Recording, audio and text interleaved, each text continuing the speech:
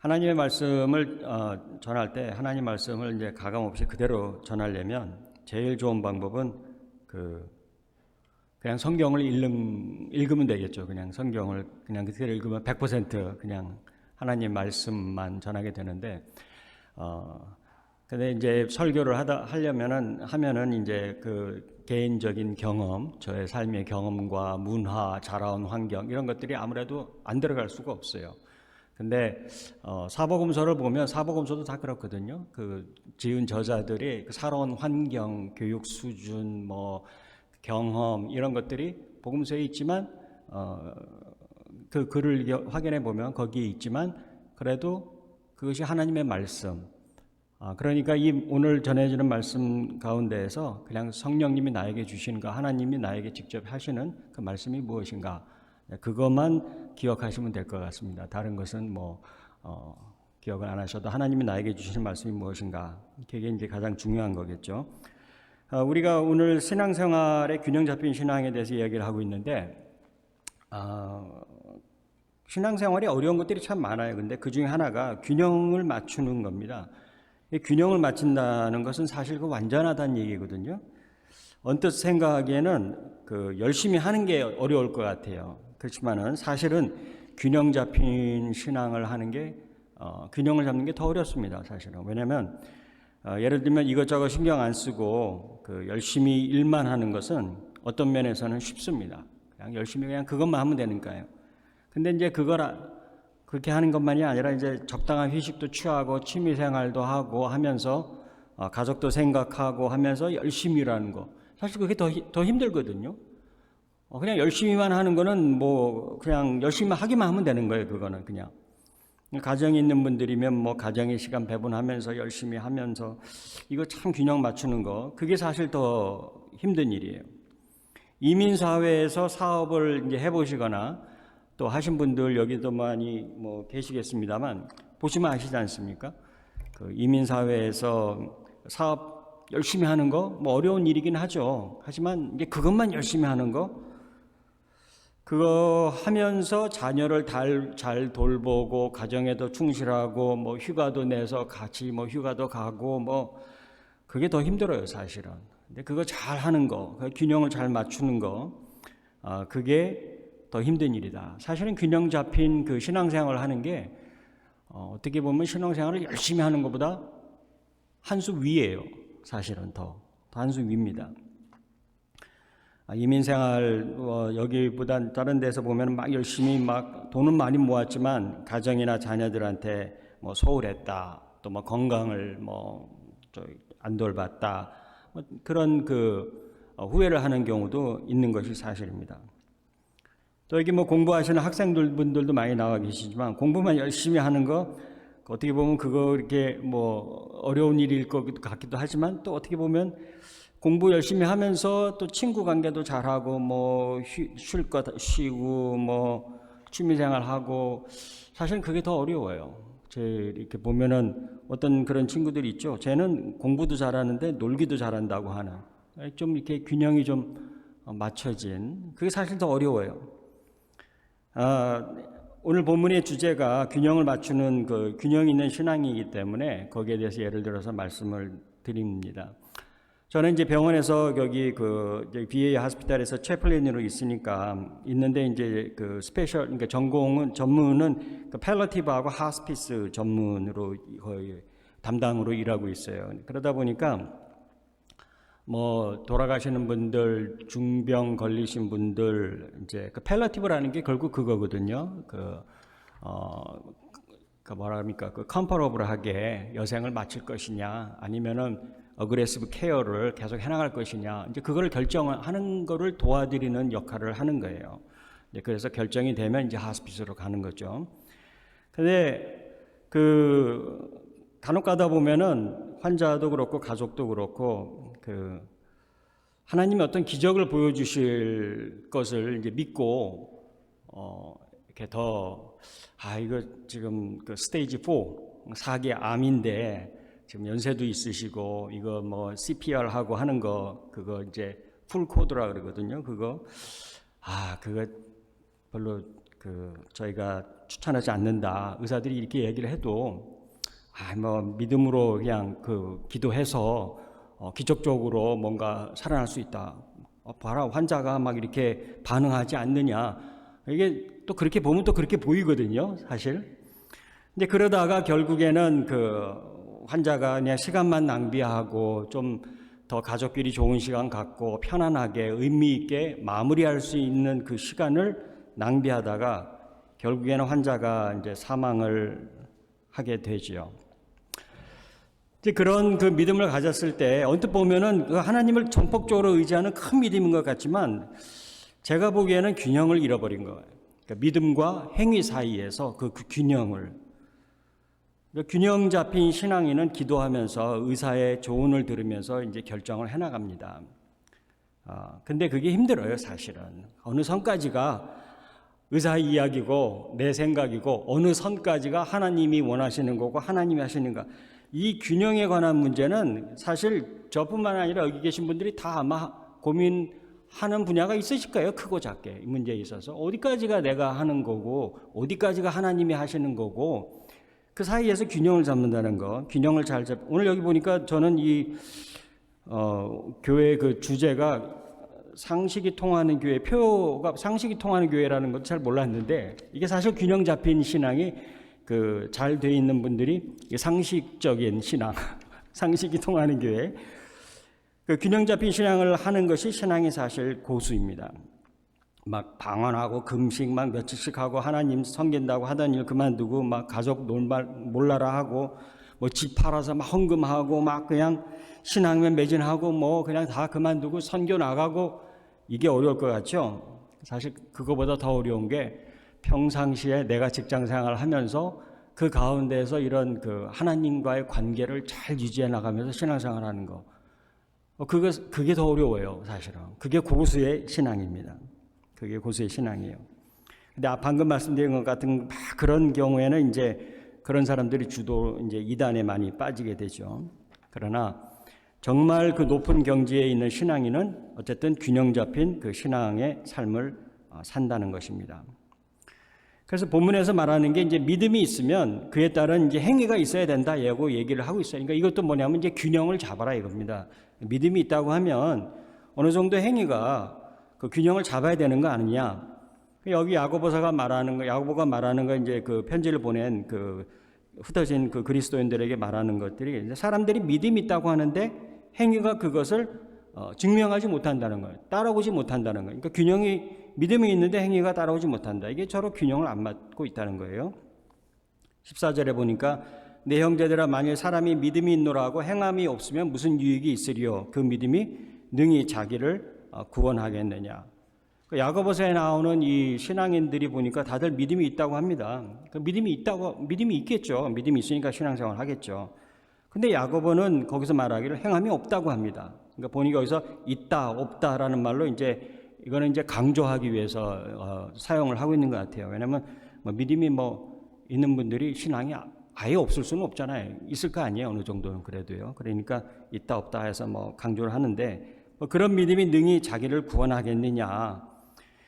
사실 우리가 우리가 성경에서 믿음을 많이 강조하지만 사실 우리가 행함이 없으면 우리 마음 속에서 내 믿음에 대한 확신이 본인 스스로 잘 안 서요. 내가 예를 들면 내가 교회도 잘 안 나오고 그냥 가끔 저거 하고 그러면서 내가 믿음이 막 충만하고 그러기 사실 어렵거든요. 그래도 내가 좀 교회 생활도 하고 헌금도 좀 하고 새벽에 나오고 봉사도 좀 예를 들어서 좀 하고 이러면 내가 좀 그래도 신앙생활 좀 열심히 하는 것 같고 내가 내 스스로 이제 좀 인정을 할 수가 있죠. 우리가 믿음은 감정이 아니라고 합니다만 사실 감정이 뒤따르지 않으면 감정은 일종의 연료거든요. 퓨얼인데 믿음을 계속해서 유지해 나가는데 좀 어려움이 있는 건 사실입니다. 감정은 이제 행위를 통해서 만들어지고 또 만들어진 거에 의해서 또 행위가 또 성숙하고 이게 계속 서로 상호 보완 작용을 하는 것 같아요. 그러면서 15절과 16절에서 그 행위에 대한 예를 들기를 만일 형제나 자매가 헐벗고 일용할 양식이 없는데 너희 중에 누구든지 그에게 이르되 평안히 가라 덥게 하라 배부르게 하라 하며 그 몸에 쓸 것을 주지 않으면 무슨 이익이 있으리요라고 했습니다. 그 행위에 대한 예를 드는 것이 믿음이 있으면 예를 들면은 네 믿음에 따라서 교회 생활 얼마나 해야 되고 봉사를 어떻게 해야 되고 기도나 금식을 얼마나 해야 되고 제 한국에 있을 때는 막 그냥 그 금식도 이틀 했냐 3일 했냐 5일 했냐 어느 선까지 하고 그런 말로 하는 것이 아니라 균형 잡힌 그 행위에 대한 예로 여기 야고보서 보면은 많은 경우에 이제 남을 돕는 것을 이야기를 합니다. 지금 믿음이 있으면 그 믿음이 있는 만큼 남을 사랑하는 것으로 이제 증명이 돼야 된다는 것입니다. 그러니까 믿음과 이웃 사랑이 이제 비례한다는 말입니다. 그게 비례한다. 야고보가 말하는 이 교회에서는 없는 사람들과 있는 사람들이 좀 나눠진 것 같아요. 그 사람들 가운데. 그리고 있는 사람들이 가난한 사람들을 돕지 않았던 것 같습니다. 믿음이 있는 사람들이 많은데 오히려 교회는 이렇게 서로 나눠지는 것이죠. 나눠지고 신앙생활을 열심히 하는데 이상하게 교회는 알게 모르게 이게 서로 이렇게 눈에 보이지 않는 그 갈라짐이 있는 겁니다. 이에 반해 야고보는 계속해서 말하고 있는 게 그 온전함 그리고 완전함을 얘기를 하고 있습니다. 온전해져라, 완전해져라, 균형을 맞춰라. 예를 들면 그 야고보서 1장 4절에서 인내를 온전히 이루라. 이는 너희로 온전하고 구비하여 조금도 부족함이 없게 하려 함이라. 영어로 보면 Let perseverance finish its work so that you may be mature and complete. complete. 이렇게 얘기하고 있어요. 3장 2절에서 보면은 우리가 다 실수가 많으되 만일 말에 실수가 없는 자면 곧 온전한 사람이라 능히 온몸도 굴레 씌우리라. 그래서 영어로 보면 We all stumble in many ways. Anyone who is never at fault in what they say is perfect. perfect. 이렇게 얘기하고 있어요. 그러니까 그 믿음 완전한 사람 그런 사람은 그 믿음과 행위가 좀 균형을 맞춘 사람. 이 야고보서 전체에 말하는 이 온전함, 이 퍼펙트함, 컴플리트함을 한마디로 정의하면 그 하나님 사랑 그리고 이웃 사랑입니다. 그것이 율법의 전부이고 정신이기 때문입니다. 하나님 사랑이 믿음이라면 이웃 사랑은 행위입니다. 그러니까 하나님 사랑하면 하나님 사랑하는 만큼 그것이 어떤 그 이웃에 대한 그 사랑의 행위로 좀 균형을 맞춰야 된다는 얘기입니다. 그 야고보가 하는 얘기가 그 얘기거든요. 하나님에 대한 나의 신앙이 이웃에 대한 행위로 이제 증명이 되는 것이다. 그리고 두 가지가 균형을 이룰 때 완전한 것이죠. 저는 병원에서 있다 보니까 이제 병원에서 보면 환자들 가시면은 이렇게 페인 얘기할 때 스케일 1 to 10 항상 물어보지 않습니까? 스케일 1 to 10 그래서 페인이 어떠냐 레벨 얘기하라 이렇게 얘기하죠. 근데 저도 이렇게 환자를 만나면 이제 채플린으로서 이렇게 물어봐요. 너 하나님과의 관계에서 네가 생각할 때 너 스케일 1 to 10에 너 지금 어디 정도에 당신 지금 어디에 정도 있는 것 같아요? 물어보거든요. 스케일 1 to 10에서 한번 해봐라. 1은 아주 관계가 안 좋고 10은 퍼펙트하게 관계가 좋은데 관계가 어느 정도 되는 것 같아요. 그러면 이렇게 얘기를 해요. 근데 우리가 이제 믿음을 예를 들어서 이제 이런 숫자로 한번 표현을 해본다면 예를 들어서 어떤 사람이 내 믿음이 한 3 정도 되는 것 같다. 이렇게 얘기하는 사람이 있는데 그 사람의 행위도 만약에 한 3 정도 수준이라면 그 사람은 우리가 보기에는 그냥 우리가 성숙한 신앙인들이 보기에는 참 신앙도 어리고 막 좀 그래 보여요. 그냥 자꾸 막 이상한 얘기하고 그냥 하는 것도 좀 그렇고 신앙인이 참 저럴 수 있나 싶을 정도인데 그 사람이 만약에 믿음이 한 3 정도인데 하는 그 행위도 한 3 정도라면 사실 그 사람 나름으로는 그 균형이 잡혀 있는 거예요, 사실은. 그렇잖아요. 믿음의 3 정도인데 하는 그 신앙에 따른 하는 행위도 3 정도라면 우리가 만약 숫자로 표현을 해본다면요. 그러니까 그 사람 나름으로는 최선을 다하고 있는 거예요. 그러니까 우리 가운데도 그런 사람이 있을 수 있는 거죠. 믿음이 한 7 정도 되는 사람이 만약에 그 사람 보면 저 사람 저거 정말 구원 받았나 싶을 정도로 저 사람 근데 정작 본인의 행위는 예를 들어서 한 400개 안 된다고 하면 생각을 해보겠어요. 그러면 누가 더 온전한 사람입니까? 사실은 그 처음에 말씀드린 사람이 더 온전한 사람이에요. 이게 처음 된 사람이 나중 되고 나중 된 사람이 처음이 될 수도 있는 것이죠. 2달란트 받은 사람이 2달란트 남기면 완벽한 것입니다. 사실 그렇잖아요. 예수님 칭찬하시죠. 5달란트 받은 사람이 5달란트 남기면 완벽한 것입니다. 이게 균형이 잘 잡힌 것이죠. 하나님은 2달란트 받은 사람이 너 왜 5달란트 못 남겼냐? 5달란트 사람 받은 사람이 하는 거 봐라. 그 사람이 얼마나 많이 남겼냐? 책망하시지 않습니다. 2달란트 받은 사람한테 이게 1달란트 받은 사람이 땅에 묻어두고 아무것도 남기지 않은 것을 책망하신 거죠. 균형이 맞지가 않는 것이죠. 오늘 본문에서 이 야고보에서 나오는 것을 보면 이 사람들은 예수님을 믿는 그 유대인들을 대상으로 이게 편지를 쓴 겁니다. 그러니까 이 사람들은 그 신앙생활을 한번 예수님을 잘 믿어보려고 했던 사람들이에요. 유대인들 사이에 살면서 그 예수님을 믿는다고 하면 그 핍박받는 것은 당연한 일이거든요. 핍박을 받는데도 예수님을 믿겠다고 자발적으로 나선 사람들에게 이게 야고보서가 편지를 쓴 건데 누가 뭐 예수님 믿으라고 뭐 등 떠민 것도 아니고 자기들이 나서서 하는 거니까 상식적으로 생각할 때요. 우리가 이 유대인들을 볼 때 그분들이 기독교로 전향을 했다고 해서 신앙생활을 할 때 그렇게 호락호락하게 신앙생활을 하는 분들이 아니에요. 예를 들어서 뭐 새벽에 막 치성 부리고 나무에 절하던 분이 예수님을 믿으면 뭘 열심히 하겠어요. 새벽기도 그냥 끝내주게 나오지 않겠어요. 새벽마다 나와서 하던 가락이 있으니까요. 저희 병원 그 채플린 가운데 라삐가 있어요. 라삐가 이제 채플린으로 같이 일하고 있는데 한번 물어봤어요. 저희 동네에 여기 살다 보니까 유대인들이 보면 안식일에는 차를 안 타고 다니잖아요. 다 걸어 다녀요. 처음에는 여기 왔을 때 깜짝 놀랐어요. 다들 걸어 다녀서 그 비가 억수로 쏟아져도 그냥 비 맞으면서 걸어 다니더라고요. 그 왜 그래? 그러니까 안식일에는 그 차를 탈 수가 없으니까 차 운전하고 이렇게 갈 수가 없고 하니까 그 걸어 다닌다 그러더라고요. 그 전기를 껐다 켜는 것도 못 한다 그러더라고요. 그분 얘기가 전기를 안식일에 껐다 켜. 그것도 그 일하는 것에 안식일을 그 범하는 것에 해당이 되는데 그래서 내가 그러면 그 잘 때 불 켜놓고 자냐? 그랬더니 그게 아니라 자동으로 타이머를 해놔서 이제 시간이 되면 꺼지고 자동으로 자기가 알아서 꺼지고 켜지고 하게끔 한다 그러더라고요. 그러니까 잘 지키려고 하는 거죠. 자기들 그거를. 저희 부서에서도 크리스마스 파티를 했는데 그 유대인 그 채플린은 그 코셔 음식점에서 음식을 따로 주문해서 먹어야 돼요. 그러니까 그 신앙생활을 굉장히 열심히 하는 분들이에요. 하나님을 정말 열심히 한번 섬겨보려고 하는 분들이에요. 그러니까 야고보가 편지를 썼던 그 유대인들도 다 그런 사람들이죠. 그런데 그 믿음의 척도를 이제 그런 것과 비례하는 것으로 이제 그게 균형의 그 대상이 되는 게 라고 하는 것이죠. 그러다 보니까 그게 율법이 되는 것입니다. 그 바리새인들이 결코 나쁜 사람들이 아닙니다. 바리새인들은 정말 그 하나님을 한번 잘 믿어보려고 했던 사람들이에요. 하나님을 정말 그 전철을 밟지 않기 위해서 하나님 그 계속해서 하나님 그 이방신 섬기고 다시 나라가 망하고 다시 외적이 계속 반복되는 사이클에서 벗어나기 위해서 우리가 한번 하나님을 정말 잘 믿어보자.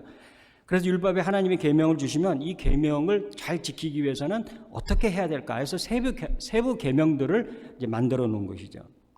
그러다 보니까 그거를 근데 계속 하다 보니까 율법이 존재하는 그 근본적인 이유, 그것은 하나님 사랑 그리고 이웃 사랑이라고 하는 그 율법의 기본적인 것에서 벗어나서 그 자기들의 어떤 그 지키려고 하는 거 거기에 이제 벗어나게 된 것이죠. 벗어나게 된 것.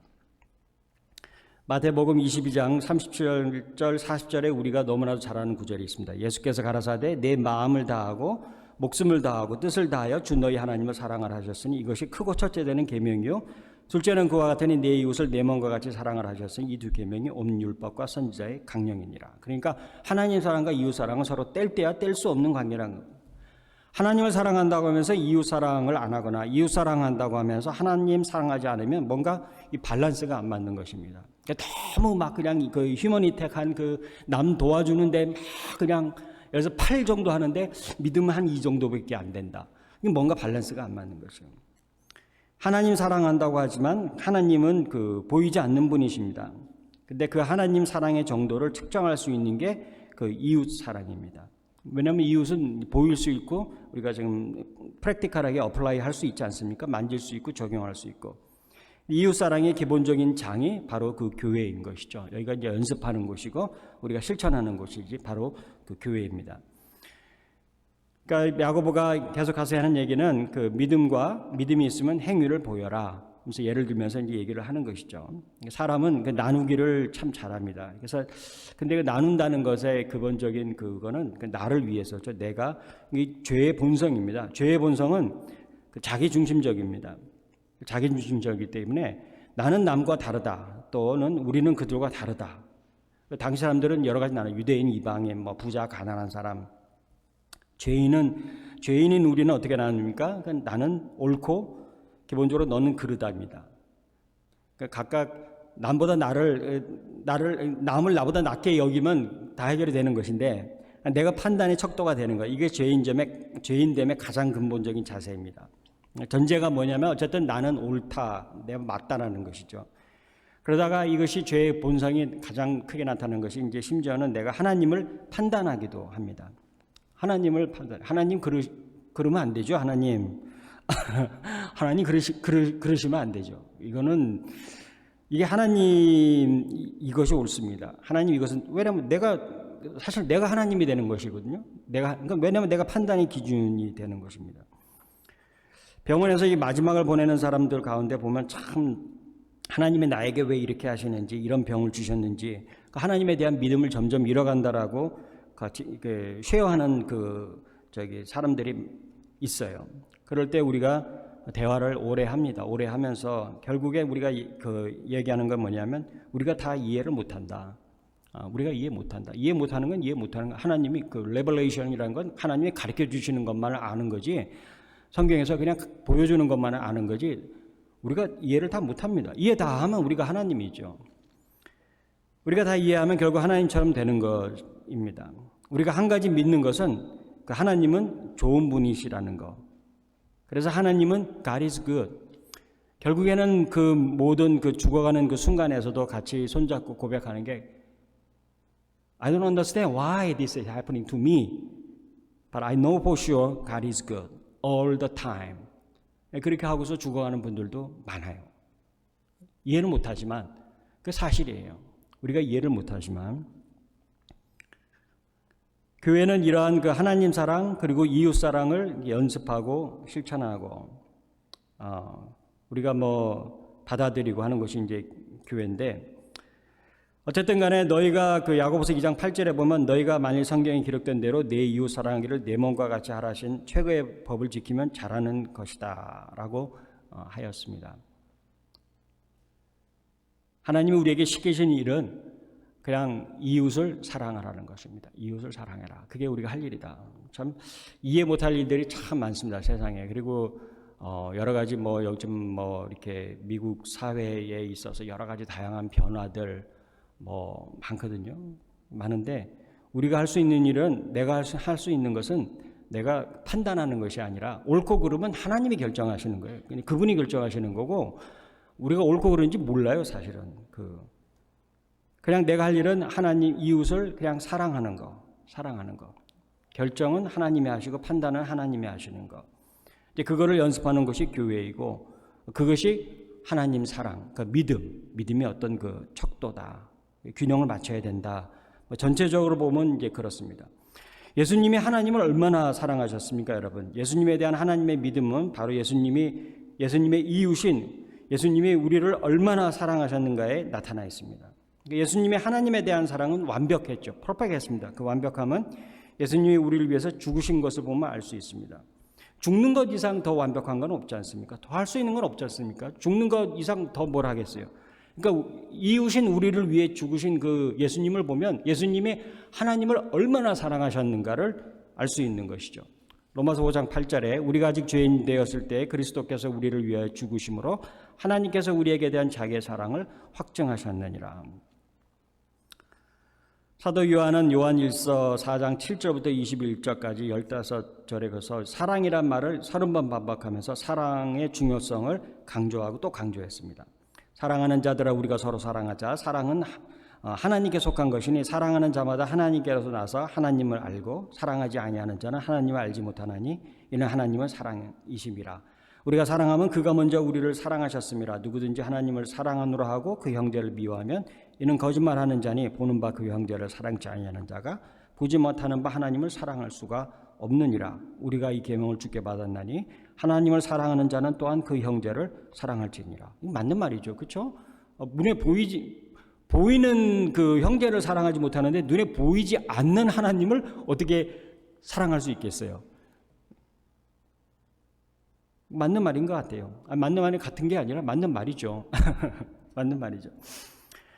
말씀을 마치겠습니다. 예수님은 이렇게 말씀하셨습니다. 그들의 열매로 그들을 알지니 가시나무에서 포도를 또는 엉겅퀴에서 무화과를 따겠느냐. 이와 같이 좋은 나무마다 아름다운 열매를 맺고 못된 나무가 나쁜 열매를 맺나니 좋은 나무가 나쁜 열매를 맺을 수 없고 못된 나무가 아름다운 열매를 맺을 수 없느니라. 아름다운 열매를 맺지 아니하는 나무마다 찍혀 불에 던지느니라. 이러므로 그들의 열매로 그들을 알리라. 나더러 주여 주여 하는 자마다 다 천국에 들어갈 것이 아니요 다만 하늘에 계신 내 아버지의 뜻대로 행하는 자라야 들어가리라. 그 나라에 많은 사람이 나더러 이르되 주여 주여 우리가 주의 이름으로 선지자 노릇하며 주의 이름으로 귀신을 쫓아내며 주의 이름으로 많은 권능을 행하지 아니하나이까 하리니 내가 이만큼 큰 믿음과 그 사역을 했는데 하지 않았습니까? 근데 거기서 하실 말씀이 뭐냐면 그때 내가 그들에게 밝히 말하되 내가 너희를 도무지 알지 못하니 불법을 행하는 자들아 내게서 떠나가라 하리라. 왜냐하면 왜 불법이니까 하나님 사랑, 이웃 사랑이 법이기 때문인 것이죠. 예수님께서 마태복음 25장 41절 이후에 이렇게 말씀하셨습니다. 심판을 받을 때 그 사람들에게 말씀하셨습니다. 내가 줄일 때 너희가 먹을 것을 주지 아니하였고 목마를 때 마시게 하지 아니하였고 나그네 되었을 때 영접하지 아니하였고 벗었을 때 옷 입히지 아니하였고 병들었을 때와 옥에 갇혔을 때 돌아보지 아니하였느니라.